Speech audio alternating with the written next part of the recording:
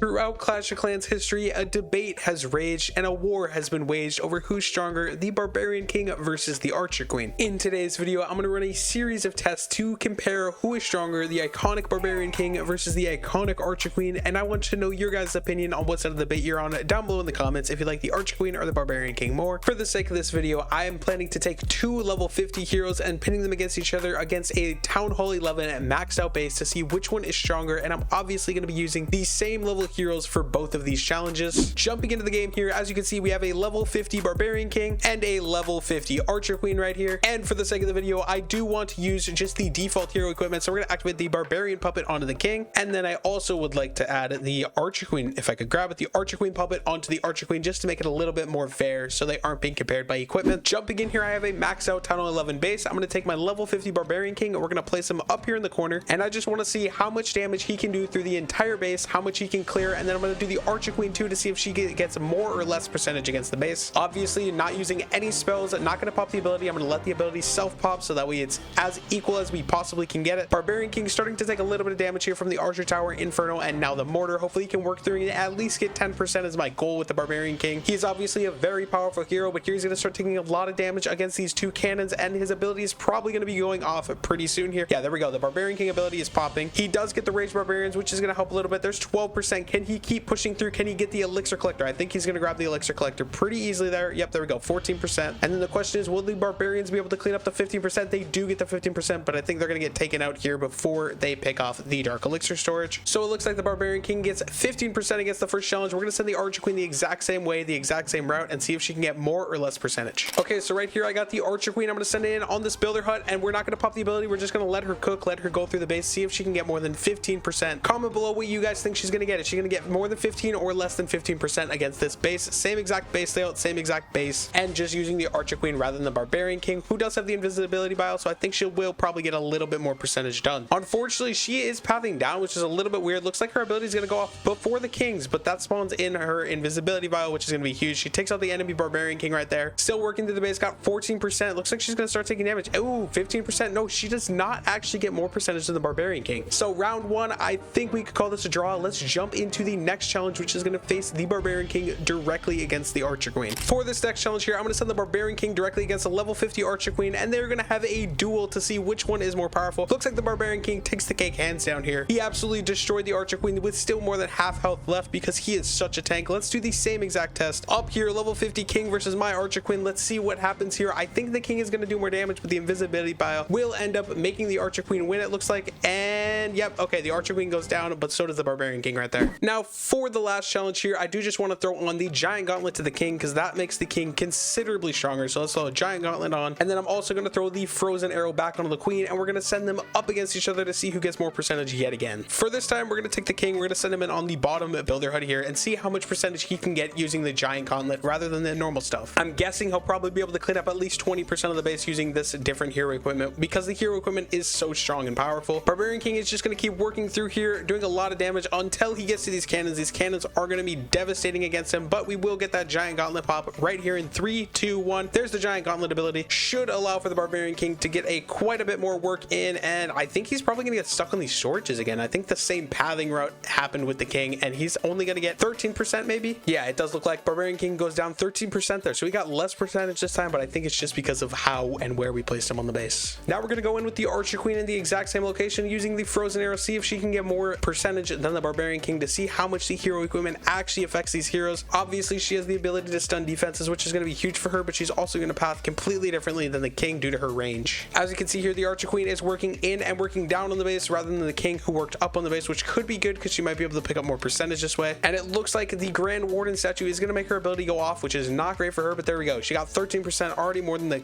King got on his attack. There's 15%, and she is going to go down there on 15%. So as you guys can see, the first challenge was a draw. The second challenge I think goes to the Barbarian King, and the third goes to the Archer Queen. So comment down below who you think wins this debate and who you think is the stronger hero, because I know there's a lot of people on both sides. A lot of people love the Archer Queen, a lot of people love the Barbarian King, so let me know your thoughts down below in the comments. Also, I am on the road for 1,000 subscribers, so if you want to help me out, make sure to drop a sub on the channel and check out this video as I'm positive you're going to enjoy it.